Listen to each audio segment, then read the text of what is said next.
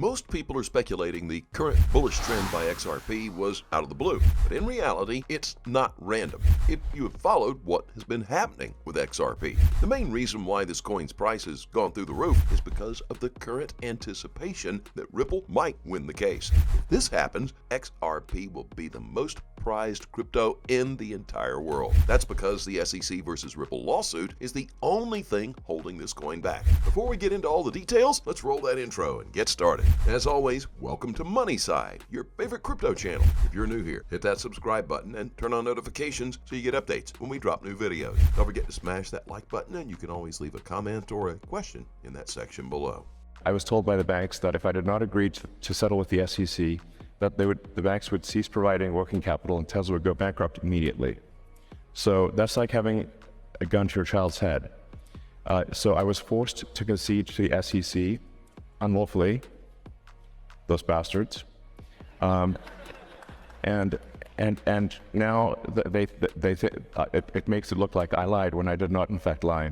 I was forced to admit that I lied to save Tesla's life. I think that 90+%, maybe 99% will go the way of the dodo bird. Yes, though I have more respect for the dodo bird than some of these projects.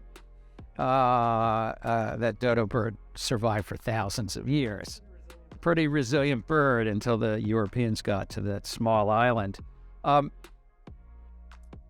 The fundamental question will still be, is there a real use case?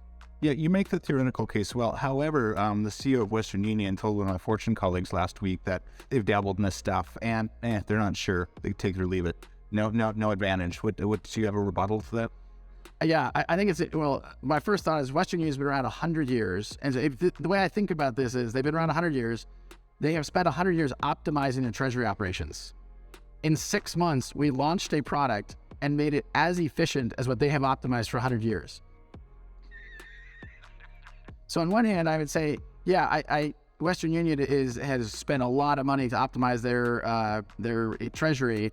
I think if on V1, actually kind of V.9, because they were using a beta pilot on this, for us to match what they have optimized and they spend a lot of money on is a pretty good start.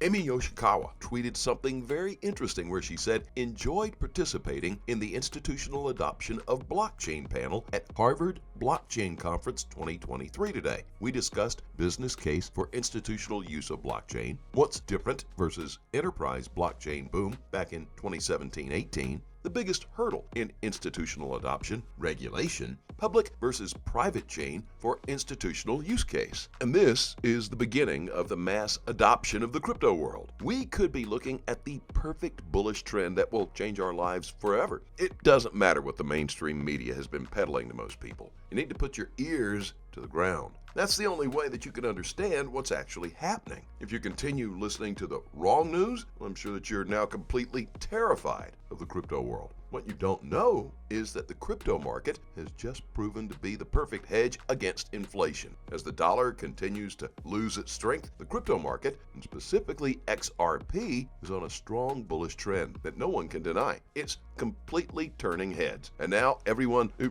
didn't invest in this coin early enough will be rushing to buy it, just purely driven by FOMO. Well, the good news is that it's still an excellent opportunity to buy into this coin. So it's about to go to even higher levels. Here's an interesting tweet on the same from CoinDesk.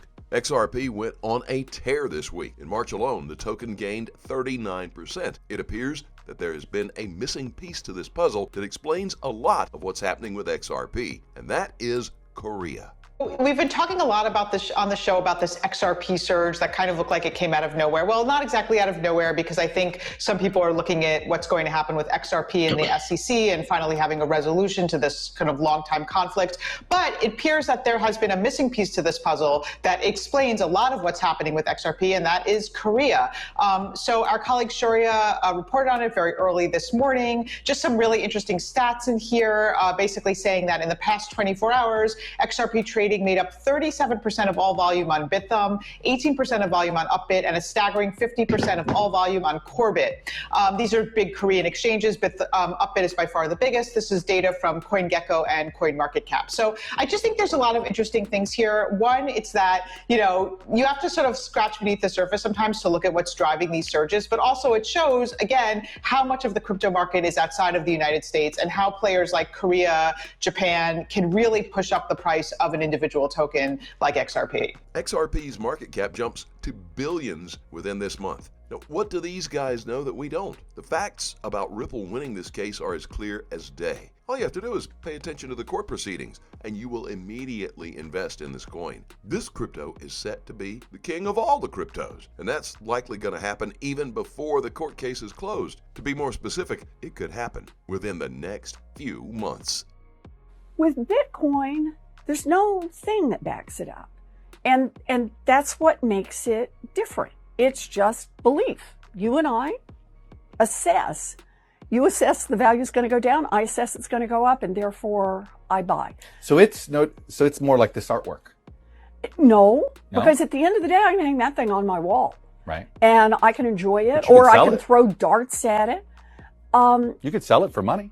Sure, you can. I mean, there are features about it that are the same, but it's not the same. And look, one of the things we have to remember there are a lot of things that come within this crypto world. So, for example, we could be talking about, instead of Bitcoin, we could be talking about digital currency. Now, that's something very different. I think that's different too. I buy that. I accept that. That's right, because that's a government-backed electronic transfer.